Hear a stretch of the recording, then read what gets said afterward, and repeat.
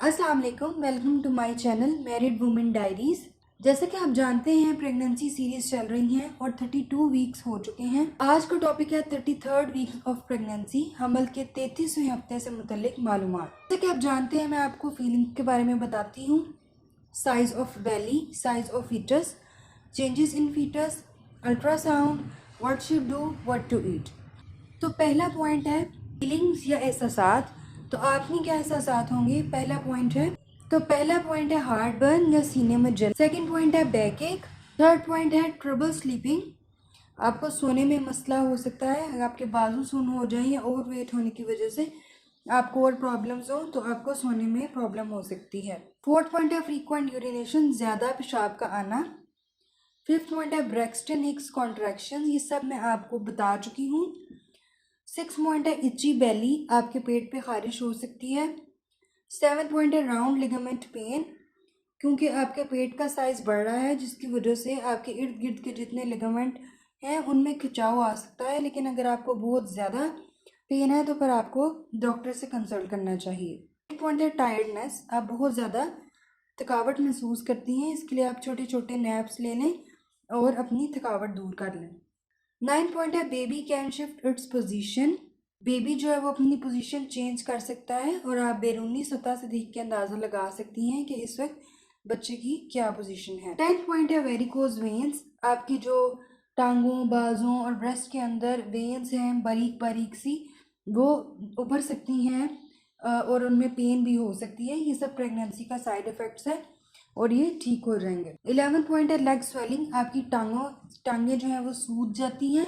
ये भी अगर आपका ब्लड प्रेशर ज़्यादा है उस वजह से भी हो सकता है या ओवरवेट होने की वजह से भी हो सकता है। इसके लिए ज़रूरी है कि आप ज़्यादा देर टांगें लटका कर ना बैठें या एक ही पोजीशन में खड़ी ना रहें या बैठी ना रहें। 12 पॉइंट है कार्पल टनल सिंड्रोम, ये भी मैं आपको बता चुकी हूँ।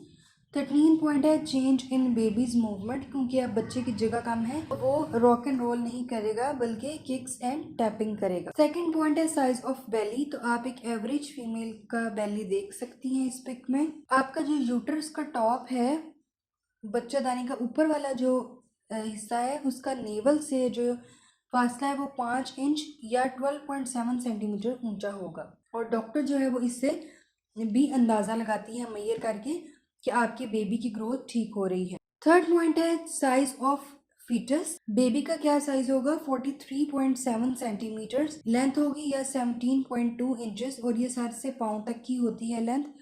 इसके अलावा वेट होगा 4.2 पाउंड्स या 1.9 केजी। इस वक्त जो आपका प्लेसेंटा है उसका वेट ही ऑलमोस्ट 2 पाउंड्स या 1 केजी होगा। फोर्थ पॉइंट है चेंजेस इन फीटस, तो बच्चे में क्या क्या तब्दीलियां होंगी। पहला पॉइंट है तमाम ऑर्गन्स बन गए हैं, जैसे कि मैं आपको बता चुकी हूँ कि बच्चे के सारे ऑर्गन्स इस वक्त तक बन गए हैं और अब सिर्फ ग्रोथ होगी। सेकेंड पॉइंट है 5 हवासे खमसा जो है, सारी सेंसेस जो हैं वो काम कर रही हैं। थर्ड पॉइंट है लेस रिंकल स्किन, कम झुर्रियों वाली स्किन होगी और अब हमवार होने लग गई है। फोर्थ पॉइंट है baby's pupil started responding to light and dark, बच्चे की जो आंखें हैं उसकी प्यूपिल में जो आइरिस है वो लाइट और डार्क, अंधेरे उजाले में फ़र्क कर सकता है। इसके बाद उसकी कंप्लीट बिनाई जो है वो हो जाएगी। फिफ्थ पॉइंट है हार्डनिंग ऑफ बोन्स, ये मैं बता चुकी हूँ कि हड्डियाँ सख्त हो रही हैं, सारी हड्डियाँ सख्त हो जाती हैं सिवाय सर के, जो कि नॉर्मल डिलीवरी में प्रॉब्लम ना हो, कि खुदा ताला की तरफ से ही होता है। सिक्स पॉइंट है babies liver is storing iron, क्योंकि बच्चा पैदाइश के बाद सिर्फ दूध पे ही सरवाइव करता है तो उसका जो जिगर है वो फुलाद इकट्ठा करने लगता है और 6 मंथ के बाद जब बच्चे को सॉलिड फूड मिलेगा तो फिर उसको एक्सटर्नल आयरन मिल जाता है। 7 पॉइंट है baby's heart beat decreases when hears your voice, जब बच्चा आपकी आवाज़ सुनता है तो उसके दिल की धड़कन आहिस्ता हो जाती है और वो पुरसकून हो जाता है। तो इस वक़्त से ही आप देखें कि बच्चा माँ के साथ किस तरह अटैच हो जाता है और वो बाद में माँ को कैसे रिस्पॉन्ड करता है। 8 पॉइंट है bridge of nose has not hardened, बच्चे की जो नाक की हड्डी है वो भी अभी नहीं इतनी सख्त होती ताकि नॉर्मल डिलीवरी में प्रॉब्लम ना हो, और इसीलिए कहते हैं कि बच्चे की पैदाइश के बाद बच्चे की नाक दबा कर रखें अगर उसके जो नॉस्ट्रल्स हैं वो ज़्यादा चौड़े हों तो, कि ये इसकी नाक ठीक हो जाएगी। 9 पॉइंट है बेबीज ब्रेन इज रिस्पॉन्डिंग, बच्चे का दिमाग मुहर्रकात का जवाब देगा। 10th पॉइंट है baby skin is less red, क्योंकि वो थिक हो रही है और उसके अंदर की ब्लड वेसल्स अब नजर नहीं आती। ये आप इस वीक की पिक देख सकते हैं कि बच्चा इस वीक में कैसा होगा। 5th पॉइंट है अल्ट्रासाउंड। तो अल्ट्रासाउंड में आप क्या क्या देख सकती हैं, इसमें आप नॉर्मल और 4D अल्ट्रासाउंड में मैं आपको पिक दिखाती हूँ। नॉर्मल ये पिक है जो हमारी यहाँ पे की जाती है, उसके अलावा जो 4D है वो इस तरह से होती है जिसमें आप कलर और फीचर्स भी बच्चे के देख सकती हैं। 6th पॉइंट है व्हाट टू डू, आपको क्या करना चाहिए इस वीक में। तो पहला पॉइंट है कि आप अपना बैग पैक कर लें। अगर नहीं भी हुआ तो आप इस चीज़ को श्योर करें कि आपका बैग अब रेडी हो और जो चीज़ें उसमें ज़रूरी रखने वाली रह गई हैं उसको आप रेडी कर लें।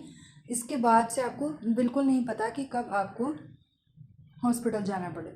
तो सेकंड पॉइंट है राउंड लिगामेंट पेन। आपको पेट के इर्द गिर्द जो आपके लिगामेंट्स हैं उनमें खिंचाव या पेन हो सकती है। अगर ज़्यादा हो तो फिर आप अपनी डॉक्टर से कंसल्ट करके सपोर्टिंग बेल्ट यूज़ कर सकती हैं। और अगर डॉक्टर आपको इंटरकोर्स में मना कर दे तो फिर आपने वो नहीं करना। थर्ड पॉइंट है कि आपने एपिसियोटमी के बारे में लाजमी पूछना है, जो कि छोटा ऑपरेशन होता है। डॉक्टर देखती है कि आपकी बोन इतनी ज़्यादा खुल सकती है कि वो बच्चे को पूरी स्पेस दे दे वहाँ से गुजरने के लिए। और इसके लिए 2 तरह से कट लगते हैं, एक सीधा और एक टेढ़ा कट लगता है, और ये बच्चे की पोजीशन के अकॉर्डिंग ही होता है।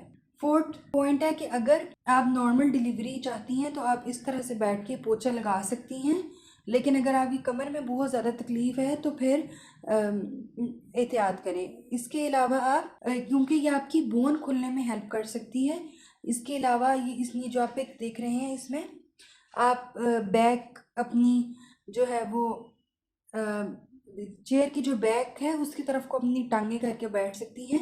ये आपके बेबी को बिल्कुल सही पोजीशन में लाने के लिए बहुत अच्छी एक्सरसाइज है, ये आप ज़रूर करें। इसके अलावा आप दीवार का सहारा लेकर या अपने जो कोई टेबल या ड्रेसिंग टेबल है उस पर दोनों हाथ रख के तो पूरा नीचे को झुकें और अपने जो ये नीज़ हैं उसके ऊपर बैठें मुकम्मल तौर पे, और उसके बाद फिर खड़ी हो जाएं और आहिस्ता आहिस्ता ये आप 5 से 6 दफ़ा कर सकती हैं, लेकिन सहारा लेके, ताकि आपका बैलेंस ख़राब ना हो। ये भी आपके लिए एक बहुत अच्छी एक्सरसाइज है। इसके अलावा 7 पॉइंट है व्हाट टू ईट, आपको क्या खाना चाहिए। तो इस वक्त आपको एनर्जी बूस्टिंग स्नैक्स चाहिए जो आपको तवानाई दे, आप इस तरह का खाना खाएं। इसके अलावा आपका जो एस्टिमेटेड वेट गेन है वो 22 से 28 पाउंड्स तक है, जो कि 10 से 12.5 किलो तक आपका वेट गेन होना चाहिए। उम्मीद करती हूँ कि मेरी वीडियोस आपको अच्छी लग रही होंगी और आपको फ़ायदा दे रही होंगी। अगर मेरी वीडियोस आपको अच्छी लगें तो अपनी फैमिली में जो फीमेल्स हैं उनको ज़रूर रिकमेंड करें और लाइक शेयर एंड सब्सक्राइब करें।